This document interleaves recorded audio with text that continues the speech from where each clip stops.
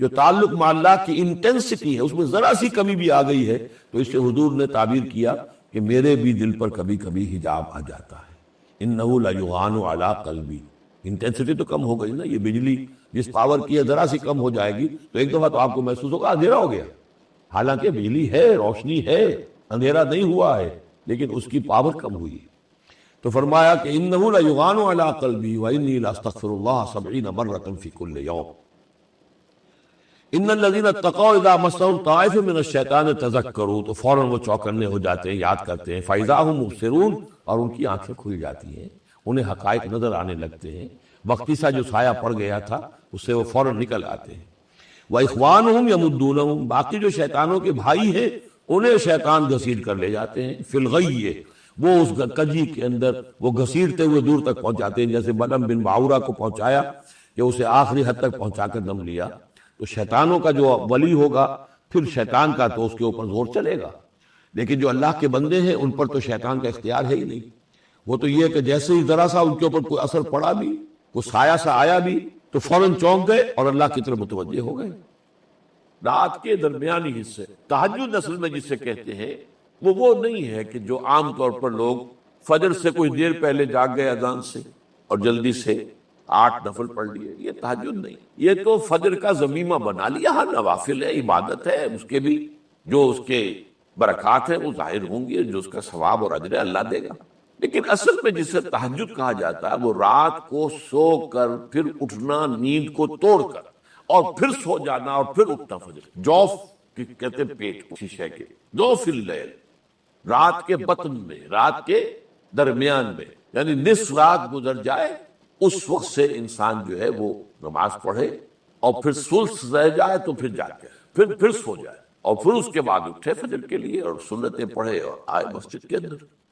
تو یہاں آپ نے فرمایا وَصَلَاةُ الرَّجُلِ فِي جَوْفِ اللَّيْلِ، اور اپنے اس قول کے لیے حضور نے آیتیں تلاوت فرمائی، وہی دو آیتیں.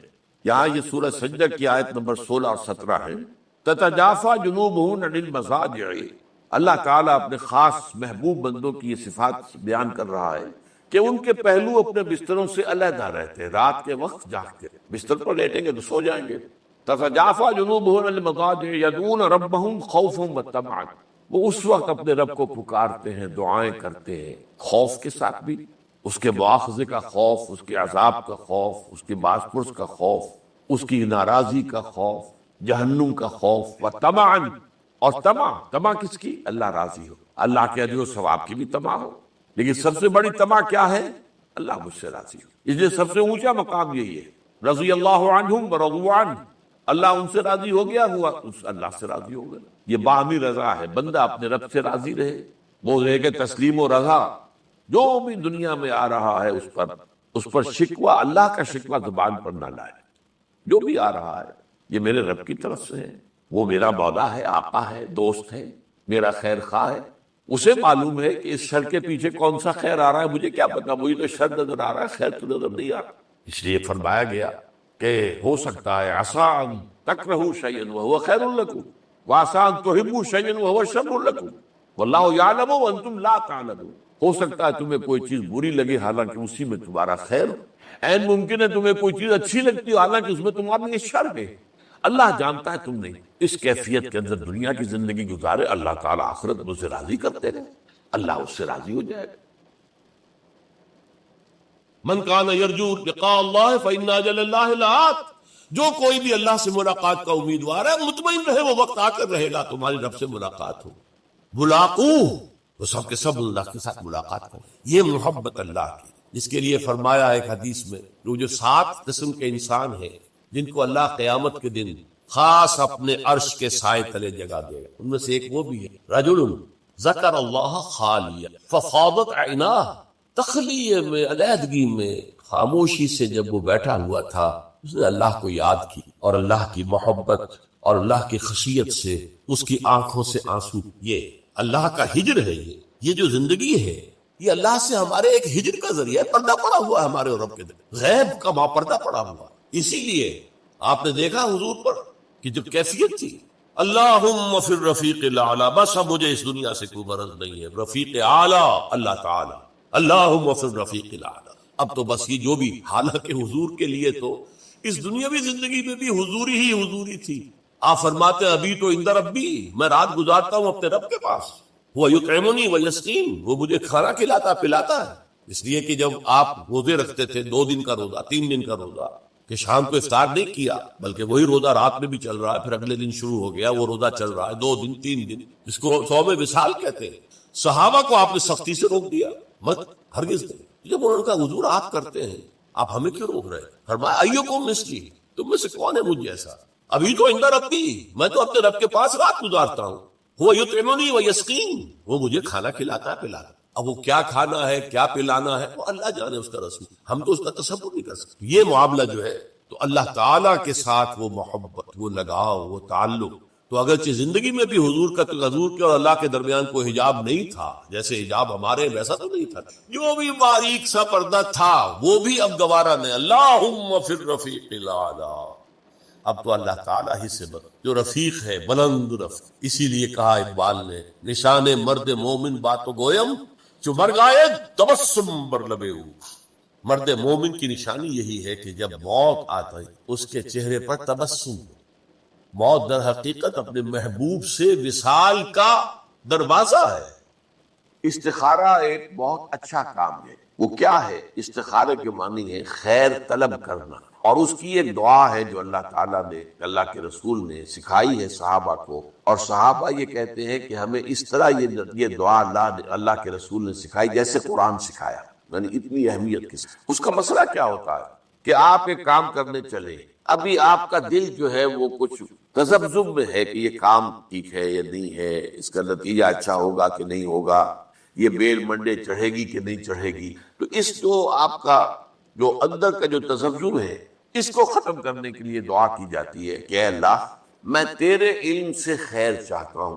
اللہم انی استخیرک بعلمک واستقدرک بقدرت، اور جو تیری قدرت ہے اسی سے میں چاہتا ہوں کہ بے قدرت کچھ حاصل ہو جائے فیصلہ کرنے کی. تو اس کے بعد فرماتے فإنک تعلم ولا اعلم، تو جانتا ہے میں نہیں جانتا، وتقدر ولا اقدر، اور تجھے قدرت حاصل ہے مجھے نہیں حاصل ہے. اب آیا اصل، اللہم ان کنت تعلم ان ھذا الامر خیر لی فی دینی و معاشی و عاقبت امری. اے اللہ اگر تیرے علم میں یہ ہے کہ یہ کام میں اپنی بیٹی کا رشتہ فلاں سے کرنے چلا ہوں، اگر تیرے علم میں یہ ہے کہ یہ بہتر ہے میری آخرت اور دنیا کے اعتبار سے اور نتائج کے اعتبار سے، فقدرہ لی، تو پھر اس کو طے کر دے دے، ویسرہ لی، میرے لیے آسان کر دے، ثم ارضنی بہ، پھر مجھے اس پر راضی بھی. وَإِن كُنتَ تَعْلَمُ، اگر تو یہ جانتا ہو، تیرے علم میں یہ ہو، ان ھذا الامر شر لی فی دینی وعاشی وعاقبۃ امری، کہ یہ کام تو میرے لیے شر ہے، اصل میں مجھے نظر تو نہیں آ رہا نا، میں تو شارٹ سائٹڈ ہوں، تو جانتا ہے کہ خیر ہے یا شر ہے. اگر یہ شر ہے تو اسے پھیر دے، دور کر دے، اپنی قدرت سے اس کو ہٹا دے، مجھے اس سے ہٹا دے، اسے مجھ سے ہٹا دے. وَاقْدُرْ لِي الْخَيْرَ حَيْثُ كَانَ، اور جہاں سے بھی ہو مجھے خیر عطا فرما، ثم ارضنی بہ، اور پھر اس پر مجھے راضی.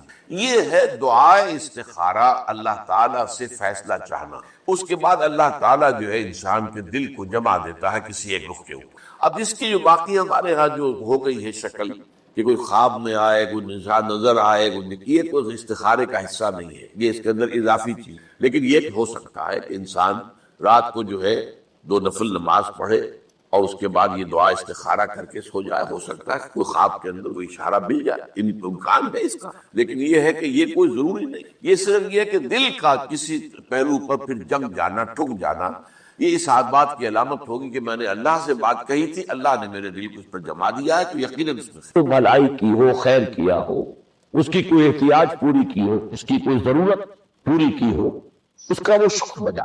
تو یہ فطری جذبہ تشکر جب تک عقل انسانی اپنے اصل محسن اور مربی کو نہیں پہچانتی تو یا تو یہ منتشر رہتا ہے یا بھٹکتا رہتا. چنانچہ شرک کی جو ساری تاریخ ہے اس کا تجزیہ کریں گے تو بات یہی نظر آئے گی کہ اس جذبہ تشکر میں اپنے علم کی کوتاہی کی وجہ سے، اپنے فہم کی کوتاہی کی وجہ سے مختلف اشیاء کے ساتھ یا مظاہر قدرت کے ساتھ اپنے آپ کو منسلک کر لیے. مثلاً یہ کہ یہ بات غلط نہیں ہے کہ ہماری دنیا کا یہ سارا نظام جو ہے اس میں سورج کی حرارت کو بہت بڑا دخل حاصل ہے. ساری انرجی جو ہمارے پاس ہے اس کی سورس تو اصل میں وہ سولر انرجی ہے. لکڑی بھی آپ جلا کر اگر آگ کے ذریعے سے حرارت حاصل کرتے ہیں تو وہ بھی در حقیقت سورج ہی کی وہ حرارت تھی کہ جو اس لکڑی میں جذب ہوئی ہے اس نے وہ صورت اختیار کی. فصلوں کو سورج پکاتا ہے، اس کی حرارت جو ہے وہی ان کے پکنے کا ذریعہ بنتی. لہذا انسان نے یہ سمجھا کہ ہمارا سب سے بڑا محسن یہ ہے، لہذا اس کے آگے ہاتھ جوڑ لیے، اس کو سجدہ کیا، اسے معبود بنا لیا. اسی پر آپ قیاس کرتے چلے جائیے. جس چیز کے بارے میں احساس ہوا کہ اس کے ساتھ ہماری کوئی بھلائی وابستہ ہے، یہ ہمارے لیے کسی خیر کا ذریعہ ہے، اس کے سامنے انسان جھک گیا اور اس کے اظہار تشکر کے لیے اس نے مراسم عبودیت ایجاد کی. عقل انسانی کی اصل معراج یہ ہے کہ وہ اپنے اصل مربی کو پہچانے، اپنے اصل رب کی معرفت حاصل ہو جائے کہ یہ تمام مظاہر فطرت، مظاہر قدرت، اگرچہ یہ سب ہے اس دنیا میں، اس کے نظام کو مختلف پہلوؤں سے ان کے ساتھ وابستہ کیا گیا ہے، لیکن یہ سب خود کسی اور کی ربوبیت کے مظہر ہے. کوئی اور ہے جو ان سب کا خالق ہے، کوئی اور ہے کہ جس نے ان کے لیے یہ سارا نظام بنایا ہے. تو ایک ہی چھلانگ میں انسان پھر وہاں پہنچتا ہے اور اپنے اصل رب اور مربی کو پہچان کر اب اپنے پورے جذبہ تشکر کو اس کی ذات کے ساتھ منسلک کر. یہ میں نے خلاصہ عرض کیا آپ کے سامنے سورہ لقمان کے دوسرے رکوع کی اس پہلی آیت کا، جس میں اللہ تعالیٰ نے حضرت لقمان کے حوالے سے حکمت اور حکمت کا جو منطقی اور لازمی نتیجہ ہے دونوں چیزوں کو بیان کر دیا. وَلَقَدْ آتَيْنَا لُقْمَانَ الْحِكْمَةَ أَنِ اشْكُرْ لِلَّهِ، ہم نے لقمان کو حکمت عطا کی کہ کر شکر اللہ کا. فطرت سلیمہ کا تقاضا شکر، محسن کے لیے، مربی کے لیے، اور حقیقی معراج اپنے اصل محسن اور مربی کو پہچاننا، اسی کا نام حکمت ہے. حکمت عقل صحیح اور فطرت سلیمہ کے امتزاج سے وجود میں آتی ہے، جس کا نتیجہ شکر رب ہے یا معرفت رب. تو یوں سمجھئے کہ حکمت دین کا اساسی مسئلہ ہے، باقی سارے مسائل اب یہیں سے آتے چلے گئے. اس کے لیے یہ بات اگر آپ نے منتخب نصاب کے وہ اسباب پڑھ لیے ہو تو یہ چیزیں سامنے آ چکی ہوں گی کہ اس کے لیے قرآن کا اسلوب یہ ہے کہ آیات کے حوالے سے انسان کے اندر معرفت رب کو جگایا جائے. میں نے جگانے کا لفظ استعمال کیا ہے کہ قرآن کی حکمت یہ ہے کہ رب کی معرفت فطرت انسانی میں موجود ہے لیکن سوئی ہوئی، ڈورمنٹ، اسے جگانا ہے، اسے ایکٹیویٹ کرنا ہے. اس کے لیے آیات آفاقی، ان فی خلق السماوات والارض واختلاف اللیل والنہار والفلک التي تجری فی البحر بما ينفع الناس الى آخر الآیہ. اسی طرح آیات انفسی وفی انفسکم افلا تبصرون سنریہم آیاتنا فی الآفاق وفی انفسہم حتی یتبین لہم انہ الحق. لیکن ان آیات آفاقیہ کی طرف بھی صحیح نقطہ نظر سے متوجہ کرنے کے لیے اور انسان کے اندر کی سوئی ہوئی معرفت رب کو جگانے کے لیے سب سے زیادہ مؤثر آیات قرآن کا، چونکہ یہ فطرت انسانی کے اندر کی ایک شے کو جگانے والی ہے. یہی وجہ ہے کہ قرآن مجید اپنے آپ کو کہیں الذکر کہتا ہے، کہیں ذکرہ، کہیں تذکرہ. یہ تو یاد دہانی ہے تمہارے اپنے اندر معرفت رب موجود تھی یا موجود ہے، لیکن یا تمہیں اس کا شعور نہ تھا، وہ تمہارے شعور کی سطح پر نہیں آئی تھی، یا یہ کہ آئی تھی لیکن پھر تم اسے بھول گئے، ذہول کے پردے پڑ گئے. جیسا کہ علامہ اقبال نے کہا کہ کافر کی یہ پہچان کے آفاق میں گم ہے، تم پھر گم ہو گئے. لہذا اس کو اجاگر کرنے کے لیے، تازہ کرنے کے لیے یہ آیات قرآن، ان اندھیروں سے، گمشدگی کے اندھیروں سے نکالنے کے لیے، معرفت کی روشنی میں لانے کے لیے یہ آیات مبارکہ ہے. هو الذی ينزل على عبده آیات بینات لِيُخْرِجَكُم مِّنَ الظُّلُمَاتِ إِلَى النُّورِ. اندھیروں سے نکال کر روشنی میں لانے کے لیے اللہ نے اپنے بندے پر صلی اللہ علیہ وسلم یہ آیات بینات نازل کی.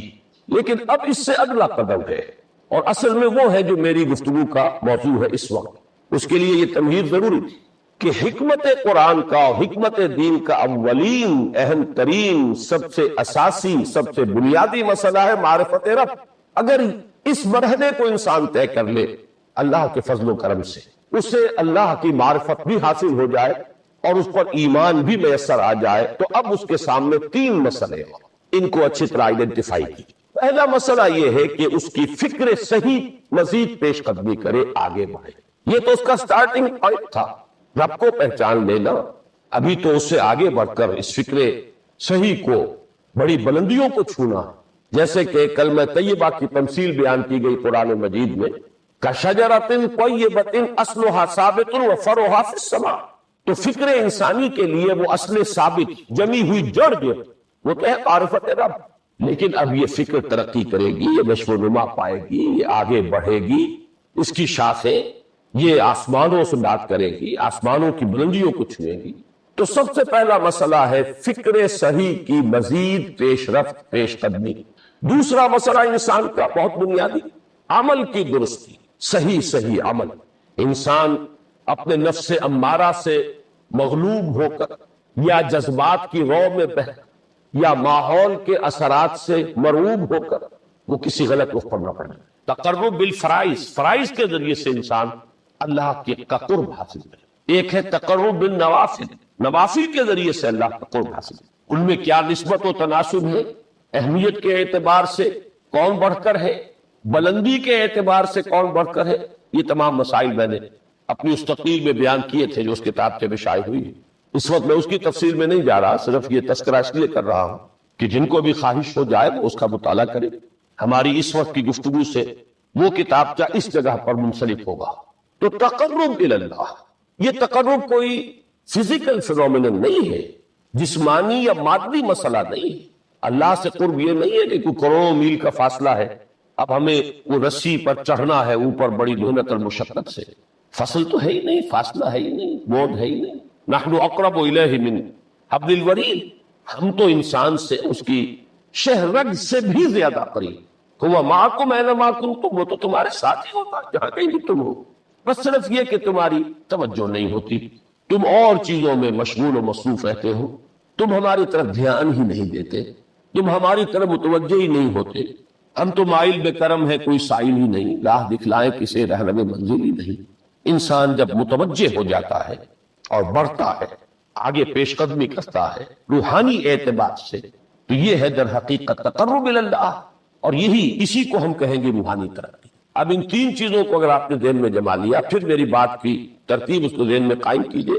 ہم چلے کہاں سے کہ دین کے ساتھ اصل مناسبت فلسفے کی نہیں، حکمت کی۔ نمبر 2، حکمت قرآنی کا پہلا اور اہم ترین اور بنیادی مسئلہ معرفت رب کا حصول، اس کا نتیجہ شکر خدا، اس کا ذریعہ آیات آفاقی، آیات انفسی، اور سب سے بڑھ کر آیات قرآنیہ جو الذکر، جو تذکرہ ہے، جو ذکر ہے۔ لیکن اس پہلے مرحلے کو اگر کوئی انسان بفضل ہی تعالی، اللہ کے فضل و کرم سے طے کر لے، اب اس کے سامنے تین مسئلے، فکر کی مزید پیش رفت، مزید پیش قدمی صحیح رخ پر، اس کے لیے ذکر اور فکر دونوں کا امتزاج، فقر قرآن اختلاط ذکر و فکر۔ الذین یذکرون اللہ قیاما وقعودا وعلی جنوبہم ویتفکرون فی خلق السماوات۔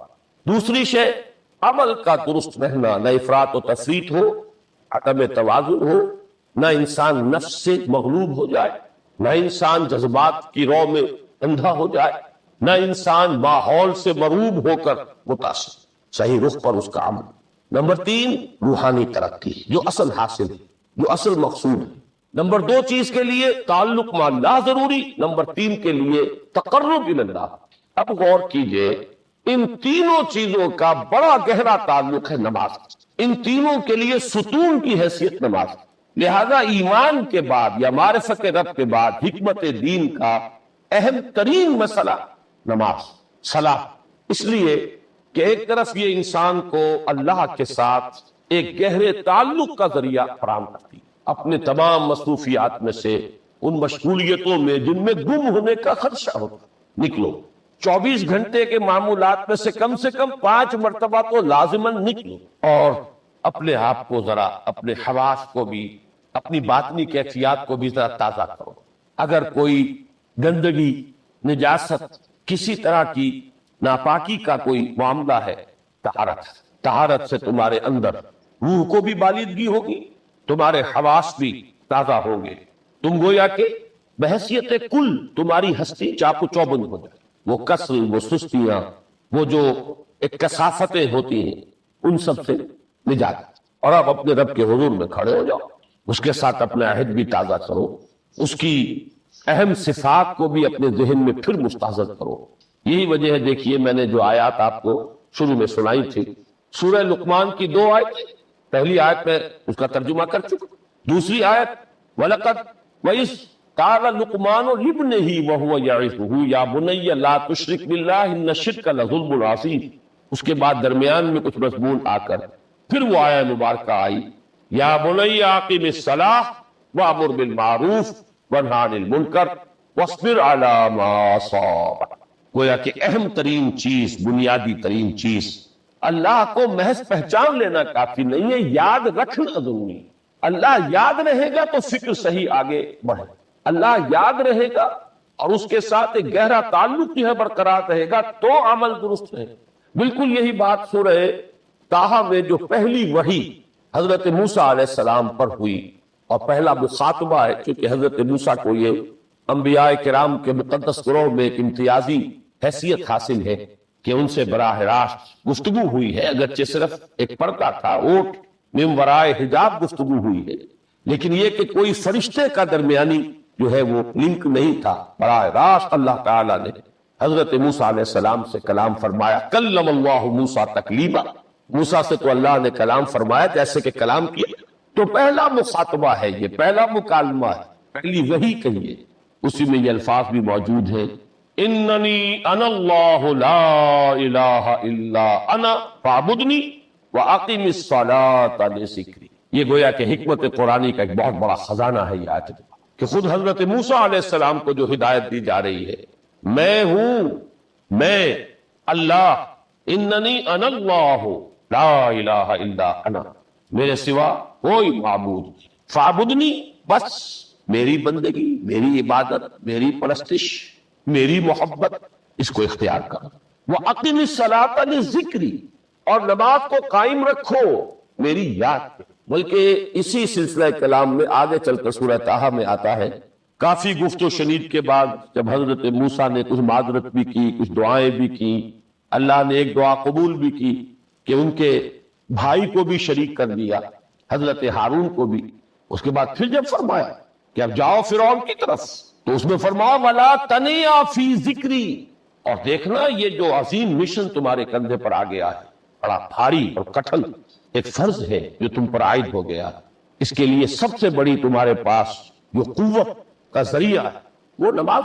فَلَا تَنِيَا عَنْ ذِكْرِي، میری یاد میں کبھی غفلت نہ کر، اس میں کبھی کوئی کمی نہ آنے دینا.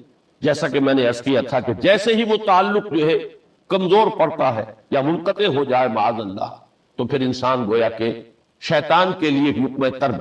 اب آپ غور کیجئے، تیسری شے تقرب الی اللہ، اس کے حوالے سے بھی جو فرائض اور نوافل کی بات ہے اس کو اس وقت ذہن سے نکال کر یہ سمجھیے کہ اس میں نماز کا کیا مقام ہے، اس لیے کہ نماز فرض بھی ہے، نماز نفل بھی ہے، وہ تو ان دونوں میں شریک ہو جائے. اب اس کو لفظ صلاۃ کے حوالے سے آپ ان دونوں چیزوں کو سمجھیں. صاد لام واو یا یہ چونکہ حروف علت ایک دوسرے سے بدلتے رہتے ہیں، یہ جو مادہ ہے اس کی جو خالص لغوی اصل ہے، جو خالص عربی زبان میں اس کا بنیادی مفہوم ہے، وہ آگ جلانا یا آگ تاپنا یا آگ سینکنا، حرارت حاصل. لہذا بار بار آتا ہے جہنم کے ذکر میں اسلوہا، اب جلو اس میں، تاپو اس کو، یہ سینکے گی تمہیں. بلکہ تفتلون کا لفظ آیا ہے حضرت موسیٰ کے کلام میں، جب وہ گئے تھے کوہ طور پر، جب پہنچ گئے تو تھے آگ کی تلاش میں، لعلکم تفتلون. تو اپنے اہل خانہ سے یہی کہا تھا کہ مجھے کہیں وہ روشنی نظر آ رہی ہے، غالباً کوئی وہاں سے آگ مل سکے گی، ورنہ یہ کہ کوئی رہنمائی کو رستہ مجھے مل سکے گا، میں وہ آگ لے آؤں گا، کوئی چنگاری وہاں سے لے آؤں، لعلکم تفتلون، تاکہ تم. اب یہ اصطلاح در حقیقت باب افتعال ہے، اور یہ تے یہاں پر توئے کی شکل اختیار کر گئی، تا نے توبن کی صورت اختیار کی صاد کی وجہ سے. بہرحال اس کا سب سے بنیادی مفہوم جو ہے وہ ہے تاپنا، سکائی حاصل کرنا، حرارت. اس کے حوالے سے سمجھ لیجئے کہ سب سے بنیادی تعلق اس کا جو ہے وہ روح کے ساتھ. روح میں محبت خداوندی کی آگ اگر ٹھنڈی پڑ گئی، اگر محبت خداوندی کی حرارت میں کمی ہو گئی، تو اس کو اثر نو، جس کو کہ میں آج سوچ رہا تھا تو ایک لفظ ذہن میں آیا کہ جیسے بیٹری اس کو ریچارج کیا جاتا، اسی طریقے سے روح کے اندر محبت خداوندی کی اس حرارت کو اثر نو تازہ کرنا، یہ ہے در حقیقت نماز کا سبب. اس لیے کہ اس لفظ کا بنیادی مفہوم، اصل لغوی مفہوم تو یہ، اگرچہ اس کا سب سے زیادہ کثرت سے جو استعمال ہوتا ہے، اور لفظ صلاۃ جس سے در حقیقت جس تصور پر مبنی ہے وہ ہے اقدام، کسی کی طرف متوجہ ہونا، اور پھر دعا۔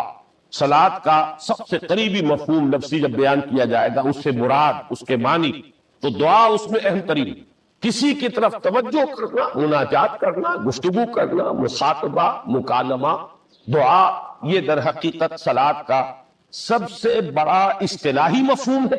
لیکن جو اس کا مادہ ہے، صاد لام واو یا صاد لام یا، اس کا اصل مفہوم جو ہے وہ تاپنا، حرارت حاصل کرنا۔ تو ان دونوں کے حوالے سے استفا، وہ تاپنا اور حرارت حاصل کرنا، یہ ہے روح کے اعتبار سے۔ وہ جو کہا اقبال نے کہ مجھے عشق کی آگ اندھیر ہے، مسلمان نہیں راہ کا ڈھیر۔ یہ عشق کی آگ جب بجھ جاتی ہے، در حقیقت یہی تو انسان کی روحانی موت ہے۔ یہ اب یہ نہ رہے تو چاہے منطق میں بہت انسان ماہر ہو۔ مجھے اقبال کا ایک شعر یاد آیا، تقابل کرتے ہوئے ایک انسان محکوم اور ایک انسان حر، آزاد انسان، ان کی نفسیات میں جو بنیادی فرق علامہ اقبال نے مختلف مواقع پر بیان کیے ہیں۔ محکوم ہے بیگانہ اخلاص و مروت، ہر چند کے منطق کی دلیلوں میں ہے چالاک۔ تو منطق کی دلیلوں میں انسان چالاک ہو جائے اور وہ لغت ہائے حجازی کا وہ ایک خزانہ بن جائے، اسے تمام الفاظ کے معنی یاد ہو، وہ بڑے مسائل فقہ کے اسے ازبر ہو، جزیات، بے انتہا جزیات جو ہے وہ مستحضر ہو، فلسفے کے بڑے بڑے مسئلے اس نے حل کر لیے ہیں، لیکن اگر روح میں وہ اللہ کی محبت کی آگ نہیں ہے، وہ تپش نہیں، مجھے عشق کی آگ اندھیر ہے، مسلمان نہیں راہ کا ڈھیر۔ اسی کے حوالے سے آج مجھے یاد آیا تھا کہ وہ جو بڑی سادہ سی ایک نظم ہے، اللہ تعالیٰ سے دعا یا رب دل مسلم کو وہ زندہ تمنا دے، اس میں بھی جو الفاظ آئے کہ روح کو گرما دے اور قلب کو تڑپ، یہ ہے اصل جو مقصود ہے نماز۔ اور یہی وہ چیزیں جیسا کہ میں نے عرض کیا تھا کہ نگاہوں سے اٹھو، یہ پہلو سامنے ہے کہ نہیں، دوسرا پہلو سامنے ہے اور وہ بھی میرے نزدیک بہت اہم ہے، بہت بنیادی ہے، اس میں کوئی شک نہیں، لیکن یہ ہے بلند ترین مطلب کہ تقرب الی اللہ، اس کے لیے در حقیقت یہ کس لیے درکار ہے؟ روح کے اندر عشق کی حرارت اور گرمی تازہ۔ بسا اوقات یہ اندر دب جاتی ہے، جیسے انگارہ ہوتا ہے آگ کا، اس کے اوپر خاک اور راکھ آ جاتی ہے، اندر کچھ ہوتی ہے، آگ دبی ہوئی سمجھ، آگ بجھی ہوئی نہ جان، اس دبی ہوئی آگ کو پھر ایک شعلہ بنانا، پھر اس کے اندر ایک حیات تازہ پیدا کرنا، یہ ہے نماز کا اہم ترین اور بلند ترین مقصد۔ لیکن اس کے ساتھ ہی اس نماز میں ذکر ہونا، اس کا یہ ذکر ہے، اور ذکر کی جب میں فہرست بیان کیا کرتا ہوں بہت سے حضرات کے سامنے ہوگا کہ ذکر کا در حقیقت مفہوم ہے استحضار اللہ فی القلب۔ ہمارے ہاں غلطی سے جو ذرائع ذکر ہے انہیں ذکر قرار دے دیا، نماز ذکر نہیں ہے، نماز ذکر کا ذریعہ ہے۔ اقیم الصلاۃ لذکری، نماز قائم کرو میرے ذکر کے لیے۔ یہ اللہ اللہ کہنا یا ادعیہ معصورہ جو حضور صلی اللہ علیہ وسلم کی مشہور دعائیں ہیں، انہیں اپنے تمام معمولات دنیاوی کے ساتھ ساتھ ان دعاؤں کو بھی انسان پڑھتا رہے، اللہ سے دعا کرتا رہے، یہ تمام ذرائع ذکر ہے۔ سبحان اللہ سبحان اللہ الحمدللہ الحمدللہ، اس کا آپ ورد کیجئے، یہ بھی ذریعہ ذکر ہے۔ حقیقت میں ذکر ہے استحضار اللہ فی القلب، اللہ کو دل میں لے آنا، اللہ کو دل میں حاضر کر لینا، اصل میں تو ترجمہ ہوگا لیکن حاضر جاننا، یہ کیفیت جو ہے انسان کو حاصل ہوئی۔ اب اس کے حوالے سے ذرا بات سمجھیے کہ ایک تو میں عرض کر چکا ہوں مجسم ذکر تو قرآن، لہذا ذکر کی فہرست جب آپ کریں گے ذرائع ذکر تو ان میں سب سے پہلے قرآن ہے، اس لیے کہ وہ ہماری حکمت کے پہلے مسئلے کو حل کر رہا، بنیادی مسئلہ، اہم ترین مسئلہ۔ دوسرے نمبر پر ذکر جو ہے، اب اس کے لیے کچھ اصطلاحات جو میرے مختلف دروس میں شاید آپ کے سامنے بعد میں آئیں یا پہلی آ چکی ہو، ان کے حوالے سے میری بات سمجھیں۔ ایک ذکر غیابی ہے، تھرڈ پرسن میں، صیغہ غائب میں اللہ کی یاد، اللہ اکبر اللہ اکبر اللہ اکبر۔ ابھی اللہ اکبر جو ہے یہ جملہ اسمیہ خبریہ ہے، ایک حقیقت کی تکرار آپ کر رہے ہیں، اللہ سب سے بڑا ہے، اللہ سب سے بڑا ہے، سبحان اللہ سبحان اللہ سبحان اللہ۔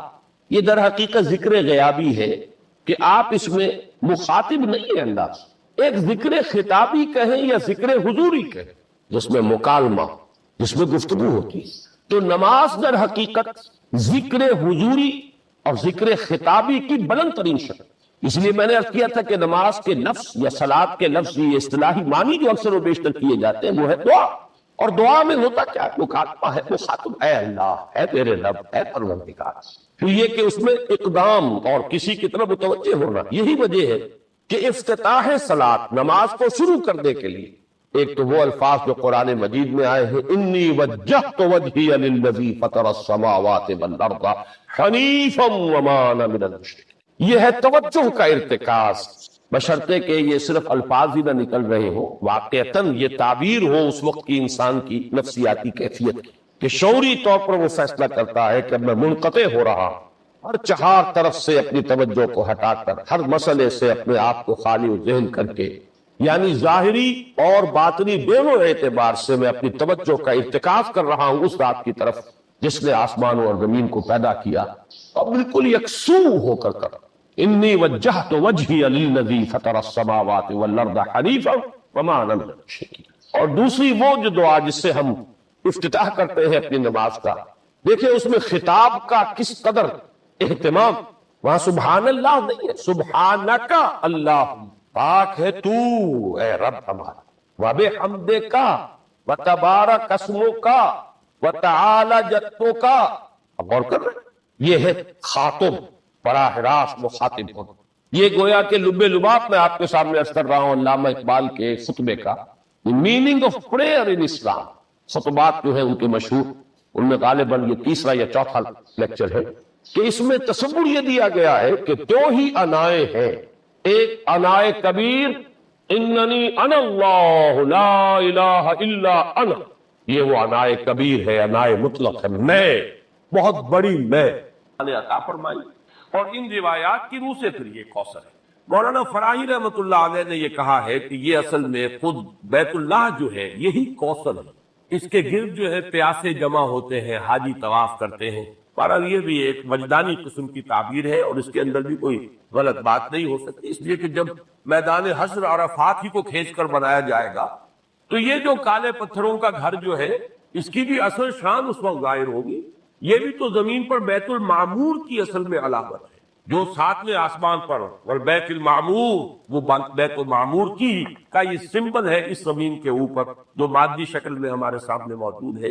تو اس تعبیر میں بھی کوئی بات حرج والی نہیں. انا اعطیناک الکوثر فصل لربک وانحر. پس اے نبی صلی اللہ علیہ وسلم آپ اپنے رب کے لیے نماز پڑھیں. اب ذرا دیکھیے کہ سورہ علق میں بھی آخر میں جو الفاظ آئے تھے کہ آپ پرواہ نہ کریں اس مخالف کی، اس ابو جہل کی پرواہ نہ کریں، اپنے رب کے لیے سجدہ کیجئے اور قریب ہو جائیں، ان سے بالکل مستغنی ہو جائیے، یہ آپ کا کچھ نہیں بگاڑ سکتے. ان کی مخالفت وقتی طور پر تو آزمائشیں پیدا کرے گی، خود آپ کے لیے بھی اور آپ کے ساتھیوں کے لیے، لیکن اس کا کوئی مستقل اثر نہیں ہوگا. آپ کے قدم آگے بڑھتے چلے جائیں گے، کامیابی آپ کے قدم چھوئے گی. آپ کا یہ دین جو ہے جو اللہ نے آپ کو دے کر بھیجا ہے یہ دین غالب ہوگا، اس کو غلبہ حاصل ہوگا. آپ کی امت کے لیے دنیا میں خیرات و برکات کے جو ہے خزانے کھول دیے جائیں گے. پس اپنے رب کے لیے نماز پڑھیں. اب یہ یہاں پر مراد نماز سے وہ نماز ہے جو حضور کو عطا ہوئی اور جو حضور کی وساطت سے ہمیں عطا. یہ وہ نماز ہے جس کا نظام ہے یہ 5 وقتہ نماز. یہ تو فرض ہے اور 3 اوقات اور ہیں جن میں نوافل ہیں. پھر ہر فرض نماز کے ساتھ بھی فرضوں کے ساتھ اس کے رواتب جن کو کہا جاتا ہے.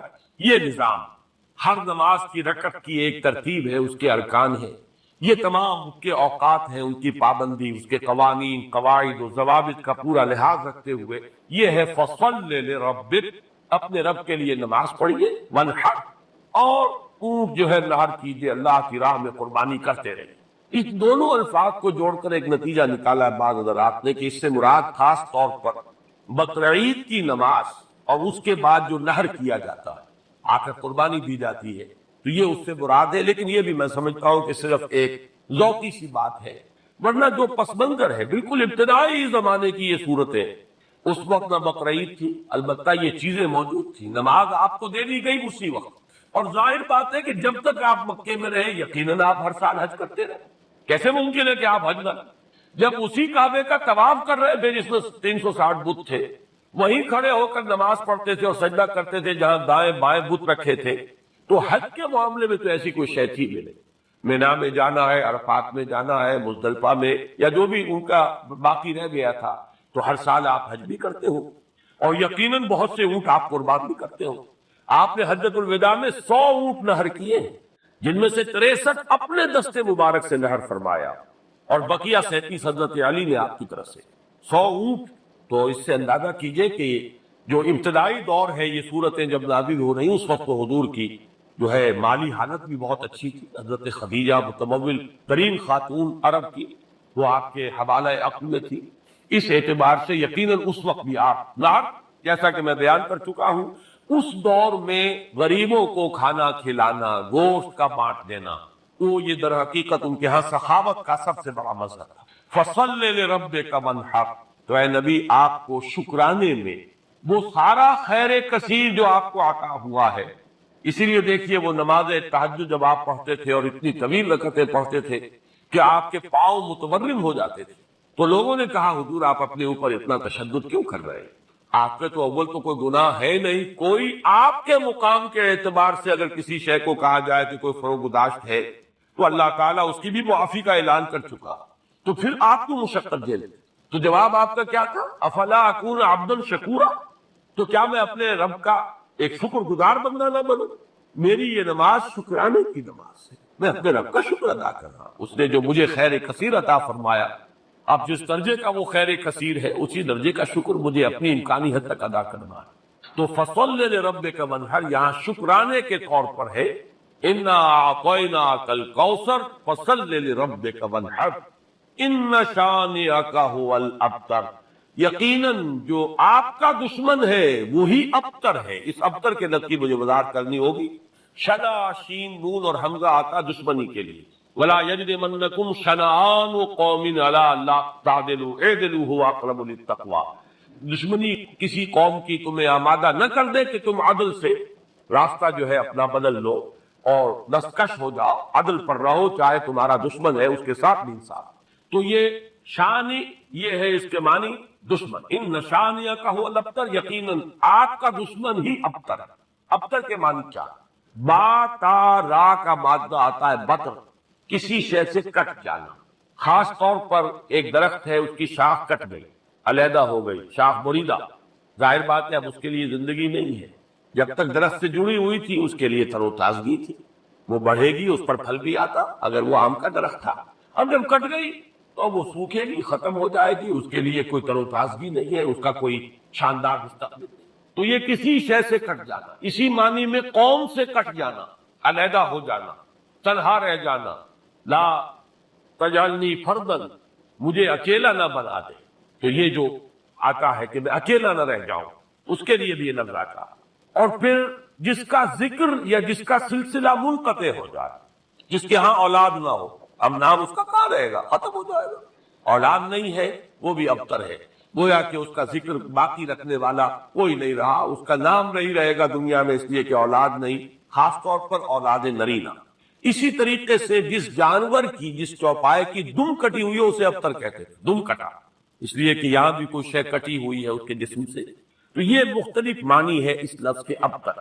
اب اس کو نوٹ کیجئے، حضور کو ابتر کہا قریش، کن کن معنی میں کہا اس کی تفصیل میں ابھی آپ سے سنا رہا ہوں، اور اس کا جواب دیا جا رہا ہے کہ یہ آپ کو ابتر کہہ رہے اے نبی، در حقیقت یہ ابتر ہو، بلکہ یہ ابتر ہے۔ ان شانئک هو الابتر، حضور کو ابتر کس کس معنی میں کہا ہے؟ بالکل اوائل میں جبکہ حضور صلی اللہ علیہ وسلم نے اپنا پیغام شروع کیا ہے تو لوگوں نے کہا بطرا محمد منا، یہ ابن جریر کی روایت ہے، محمد ہم سے کٹ گئے، ہمارا اپنا ایک طریقہ تھا، ہماری تہذیب، ہمارا تمدن، ہماری روایات، ہمارا مذہب، ہمارے عقائد، اب محمد ہم سے کٹ گئے۔ کٹ گئے تو اس کا مطلب یہ کہ یہ شاخ سوکھ جائے گی۔ یہ اگر جمعیت کے ساتھ رہتے، پوری اپنی قوم کے ساتھ رہتے تو ان کے لیے بھی شاندار مستقبل تھا، اب ان کا مستقبل بہت تاریک ہے۔ یہ بالکل ایسی بات ہے جیسے واصل بن عطا، یہ شاگردوں میں سے تھا حضرت حسن بصری رحمۃ اللہ علیہ کے، وہ تابعین میں سے ان کا شاگرد اور بڑا ذہین شاگرد، لیکن اس نے مسئلہ تقدیر پر، جبر و قدر پر بحثیں شروع کی، تو جب اس طرح کی باتیں اس نے کہی کہ جو اہل سنت کے شایان شان نہیں، تو پھر حضرت حسن بصری نے اسے اپنے درس سے نکال دیا اور کہا کہ اعتزل عنا، یہ ہم سے علیحدہ ہو گیا، اب اس کا رابطہ علیحدہ ہے، اس کا ہم سے کوئی تعلق نہیں۔ اسی اعتزل عنا سے اعتزال کا مذہب بنا ہے، اور معتزلہ کہلاتے علیحدہ ہو جانے والے لوگ۔ تو اسی طریقے سے قوم کا پہلا ریئیکشن یہ تھا حضور صلی اللہ علیہ وسلم کے بارے میں کہ بطر محمد منا، محمد ہم سے کٹ گیا صلی اللہ علیہ وسلم۔ اسی طریقے سے ایک مرتبہ قریش کی بڑی کوئی چوپال کے اندر ان کی بڑی مجلس تھی، اور کعب بن اشرف جو ہے وہ آیا ہوا تھا یہودی مدینہ منورہ سے۔ اس وقت تک تو یثرب تھا، ابھی کہاں مدینہ منورہ، اس وقت تک تو یثرب ایک بستی تھی، اس کا نام یثرب۔ وہ تو حضور ہجرت فرما کر گئے تو پھر وہ مدینۃ النبی اور المدینۃ المنورہ بنا ہے۔ تو وہاں لوگوں نے کہا، حضور کا ذکر کیا، اس نے پوچھا ہوگا کہ سنا ہے آپ کے ہاں کوئی ہے جس نے نبوت کا دعویٰ کیا ہے؟ تو الفاظ نقل کیے ہیں بزار نے حضرت ابن عباس رضی اللہ تعالی عنہما سے، الا تری الی ھذا الصبی المنبتر، دیکھتے نہیں ذرا تم، الا تری، یہ وہی ارایت الذی، یہ ان کے ہاں تعجب کی بات ہوتی تھی، ذرا دیکھو تو، تعجب بھی تحقیر بھی، یہ ہمارا ایک بچہ ہے۔ اب دیکھیے بچہ کہہ رہے حضور اس وقت 42-43 سال کے ہوں گے، لیکن یہ انداز حقارت ہے، یہ تحقیر۔ پھر یہ کہ یہ لوگ ہوں گے 60-60 65 70 کے، یہ بڑے چودھری بیٹھے ہوئے، تو ان کے لیے تو وہ نوجوانی کی جو عمر ہے وہ 42-43 سال، وہ بھی گویا کہ بچہ ہونے کی بات ہے۔ الا تری الی ھذا الصبی المنبتر من قومہ، جو کٹ گئے اپنی قوم سے، یزعم انہ خیر منا، اور سمجھتا یہ کہ یہ ہم سے بہتر ہے، اس کا دین ہمارے دین سے بہتر، اس کا عقیدہ توحید ہمارے عقیدہ شرک سے بہتر۔ وَنَحْنُ أَهْلُ الْحَجِيجِ وَأَهْلُ الصَّدَانَةِ وَأَهْلُ السِّقَايَةِ، حالانکہ ہم حاجیوں کا بندوبست کرنے والی قوم ہے، ان کی میزبانی کرتے ہیں، انہیں پانی پلاتے ہیں۔ یہ جب الفاظ میں پڑھ رہا تھا آج تو مجھے وہ آیت یاد آئی سورہ توبہ کی، اجعلتم سقایۃ الحاج وعمارۃ المسجد الحرام کمن آمن باللہ والیوم الآخر وجاہد فی سبیل اللہ، اللہ پر ایمان لانا، یوم آخر پر ایمان لانا اور جہاد کرنا، یہ ہے اصل اعمال۔ یہ حاجیوں کی کوئی خدمت کر لی، پانی پلا لیا، تم نے اس کو بڑی اونچی نیکی سمجھا ہوا ہے۔ تو یہ بھی منبتر اس شخص کو کہیں گے جو کٹ گیا اپنی قوم سے۔ سب سے زیادہ تلخ انداز میں جو بات کہی گئی حضور کے بارے میں، اور ابتر کا لفظ آپ کے بارے میں استعمال ہوا، اور یہ سمجھیے کہ یہ بھی دنات اور پستی کی انتہا تھی۔ حضور کے دوسرے صاحبزادے حضرت عبداللہ کا جب انتقال ہوا، یہ ذرا نافلہ تعلق کے درجے میں نوٹ کر لیجئے کہ حضور کی صاحبزادیاں اور آپ کو 2 بیٹے، 4 بیٹیاں اللہ نے حضرت خدیجہ کے بطن سے عطا فرمائی۔ آپ کی کسی اور زوجہ سے اولاد نہیں ہوئی، صرف ایک کنیز ماریا قبطیہ کے بطن سے حضرت ابراہیم، اور وہ مدنی دور کا آخری زمانہ ہے جبکہ آپ کو وہ اللہ نے بیٹا عطا فرمایا، وہ بھی کم سنی کے اندر بڑے تھے قاسم، اسی لیے ابو القاسم آپ کی کلیہ۔ اس کے بعد حضرت زینب، اس کے بعد عبداللہ، حضرت عبداللہ حضور کے دوسرے بیٹے، اور پھر 3 بیٹیاں ام کلثوم اور فاطمہ اور رقیہ رضی اللہ تعالی عنہم وعنہن، ان سب سے اللہ تعالی راضی ہو۔ یہ آپ کی اولاد ہے۔ پہلے قاسم فوت ہو گئے تو چلیے ایک بیٹا عبداللہ ابھی آپ کے پاس تھا، جس رات ان کا بھی انتقال ہو گیا، اس کے بعد چرچا ہوا محمد ابتر ہو گئے۔ چنانچہ سب سے زیادہ کمینگی کا مظاہرہ جو ہے ابو لہب نے کیا، پڑوسی تھا حضور کا۔ اب بھی آپ جاتے ہیں تو حضور کا گھر اور پھر اس کے ساتھ ہی وہ ابو لہب کا گھر جو ہے، اس کے اب تو نشان باقی رہ گئے، صرف باقی اب تو ختم ہوا، بڑے بڑے محل بن گئے ہیں ان کے آس پاس، بڑی عمارتیں بن گئی۔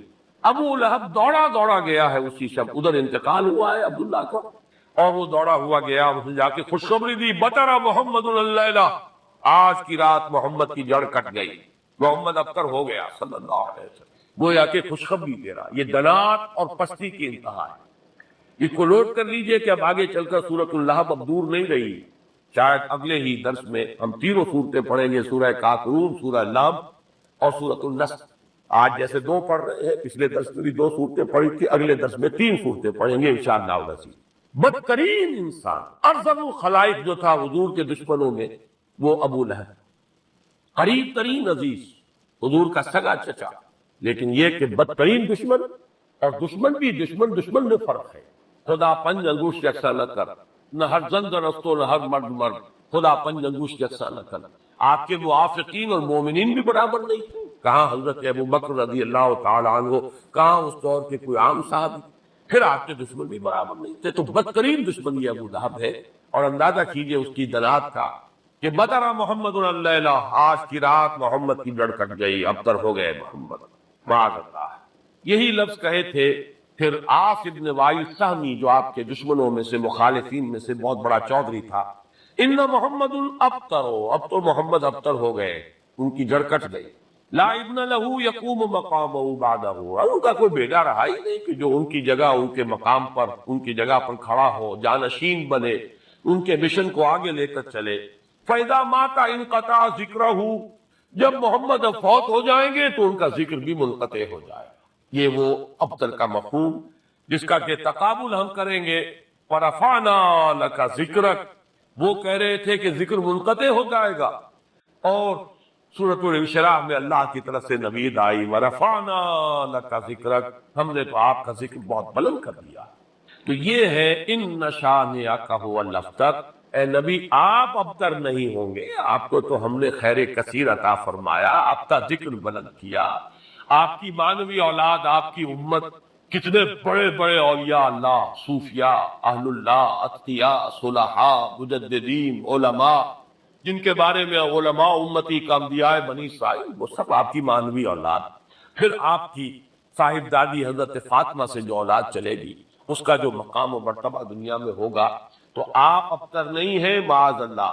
جیسے سورہ نون کے شروع میں فرمایا، نون والقلم وما یسطرون ما انت بنعمت ربک بمجنون، اور اسی دنوں کے بعد دیکھ لیں گے کہ کون مجنون تھا، محمد مجنون سے معاذ اللہ، یا ابو جہل مجنون تھا اور پاگل ہو گیا تھا، اس کی مت ماری گئی تھی۔ فَسَتَنظُرُ وَيَنظُرُونَ بِأَيِّكُمُ الْمَفْتُونُ، یہ میں بھول رہا ہوں آیت، آپ بھی دیکھ لیں گے اور یہ بھی دیکھ لیں گے کہ کون تھا جو کہ بچل گیا تھا اور جس کی مت ماری گئی تھی۔ اسی طرح یہاں فرمایا اِنَّ شَانِئَكَ هُوَ الْأَبْتَرُ۔ درس تو مکمل ہوا، اب ذرا بعض ضمیمیں ہیں، ان کو چونکہ آئندہ کے درس سے بھی تعلق ہے، اور جیسے میں نے مولانا فراہی رحمۃ اللہ علیہ کے بارے میں اپنے پچھلے درس میں کچھ عرض کیا تھا کہ اگرچہ ان کا بہت اونچا مقام ہے میری نگاہ میں، لیکن وہ سائنٹیفک ریشنلزم، سر سید کی صحبت کی وجہ سے، ان کے زیر اثر آنے کی وجہ سے کسی نہ کسی درجے میں متاثر ہو گئے تھے، جو سورہ فیل میں انہوں نے تمام جو مفسرین اور تمام معصور کو تفسیر ہے اس کو چھوڑ کر ایک علیحدہ رائے اختیار کی۔ اسی طرح چند باتیں آج میں کرنا چاہتا ہوں۔ ایک تو یہ جو صورتیں اس وقت ہم پڑھ رہے ہیں، ان میں سے تقریباً تمام صورتوں کے بارے میں مکی اور مدنی ہونے کا اختلاف موجود ہے، حالانکہ اکثر و بیشتر کے نزدیک، اجماع امت اور اجماع مفسرین کے نزدیک، یہ ساری صورتیں جو ابھی تک ہم نے پڑھی ہیں یہ مکی ہے، لیکن مدنی کی روایات بھی موجود ہیں۔ خاص طور پر اس سورہ مبارکہ کے بارے میں تو ایک ایسی روایت ہے جو مسلم شریف میں بھی ہے، مسند احمد میں بھی ہے، سنن ابی داؤد میں بھی ہے، سنن نسائی میں بھی ہے، اور حضرت انس رضی اللہ تعالی عنہ سے مروی ہے۔ حضرت انس حضور کے خادم خاص رہے مدنی دور میں، اب ظاہر بات ہے وہ واقعہ بیان کر رہے ہیں۔ وہ کہتے ہیں کہ ایک روز حضور ہمارے مابین تشریف فرما تھے اور کچھ گفتگو ہو رہی تھی، اچانک کچھ آپ کو ایک خاص خون کی سی کیفیت آپ پر طاری ہوئی، یعنی آپ نے آنکھیں بند کی اور اس کے بعد آپ نے آنکھیں کھولی تو آپ کے چہرے پر مسکراہٹ تھی، تبسم تھا۔ ہم نے پوچھا کس بات پر؟ آپ نے فرمایا کہ مجھ پر سورت نازل ہوئی ہے، اور پھر بسم اللہ پڑھ کر آپ نے انا اعطیناک الکوثر فصل لربک وانحر ان شانئک هو الابتر، یہ سورہ مبارکہ سنا۔ اب یہ روایت اتنی قوی ہے کہ اس کی بنا پر کچھ حضرات کی رائے ہے، اکرمہ اور مجاہد اور قتادہ، اور اس کو امام مسلم نے بھی تسلیم کیا، اور خالد خان میں امام سیوطی نے بھی اسے مدنی صورت قرار دیا، جبکہ حضرت ابن مردویہ سے یہ مروی ہے کہ ابن عباس، عائشہ اور ابن زبیر رضی اللہ تعالی عنہم یہ سب کے سب اسے مکی قرار دیتے، اور جمہور مفسرین نے اسے مکی قرار دیا۔ میں نے خاص طور پر آج بات اس لیے بیان کی ہے کہ ان چھوٹی صورتوں کے بارے میں اکثر و بیشتر کے بارے میں اختلاف ہے، نمبر ایک۔